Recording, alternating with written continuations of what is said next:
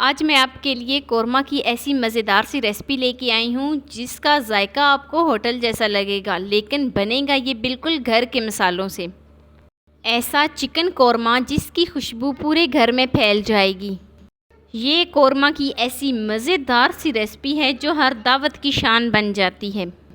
आज का special chicken korma के खाने वाले प्लेटें साफ़ कर जाएं। तो चलिए जी शुरू करते हैं अपनी आज की वीडियो शुरू करने से पहले यहाँ पर आपसे एक छोटी सी रिक्वेस्ट है कि चैनल पे न्यू है तो प्लीज़ चैनल को जल्दी से सब्सक्राइब कर दें और बेल आइकॉन को प्रेस कर दें ताकि मेरी डेली की वीडियो आप तक पहुँच सके।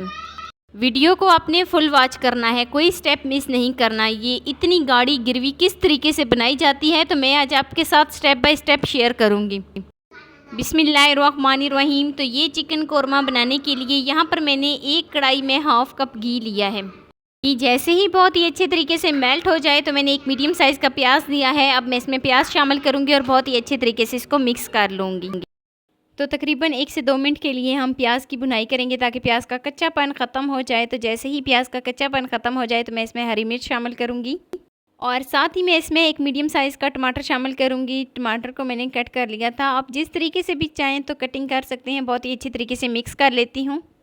तो अब बारी आती है मसालों की। 1 टीस्पून कुटी हुई लाल मिर्च शामिल करूँगी। 1 टीस्पून इसमें मैं धनिया पाउडर शामिल करूँगी।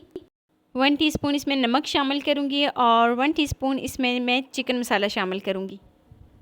1 टीस्पून कसूरी मेथी शामिल करूँगी और थोड़ी सी इसमें हल्दी शामिल करूँगी।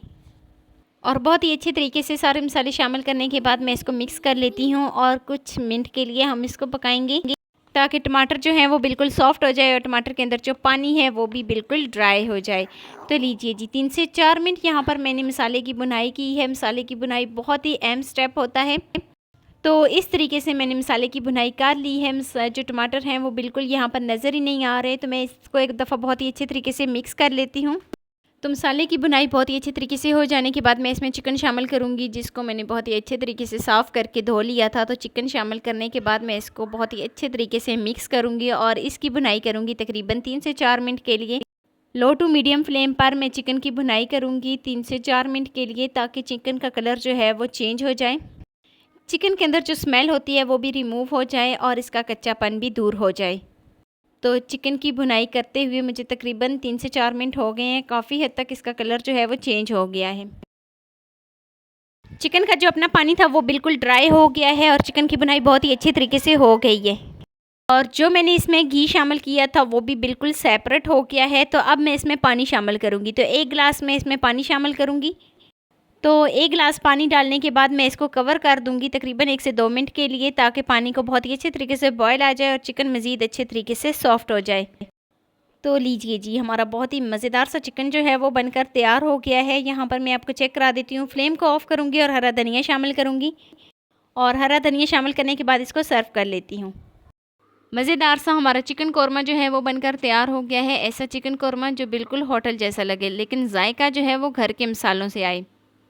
तो ये है जी इसकी फ़ाइनल लुक। मैं उम्मीद करती हूँ कि मेरी आपको आज की वीडियो पसंद आई होगी। तो वीडियो आपको ज़रा सी भी अच्छी लगी हो तो लाइक कर देना। फर्स्ट टाइम है चैनल पे तो चैनल को लाजमी सब्सक्राइब कर देना और बेल आइकॉन को प्रेस कर देना ताकि मेरी डेली की वीडियो आप तक पहुँच सके। दोस्तों के साथ, रिश्तेदारों के साथ लाजमी शेयर करना और मुझे एक प्यारा सा खूबसूरत सा फीडबैक लाजमी देना कि मेरी आपको आज की वीडियो कैसी लगी।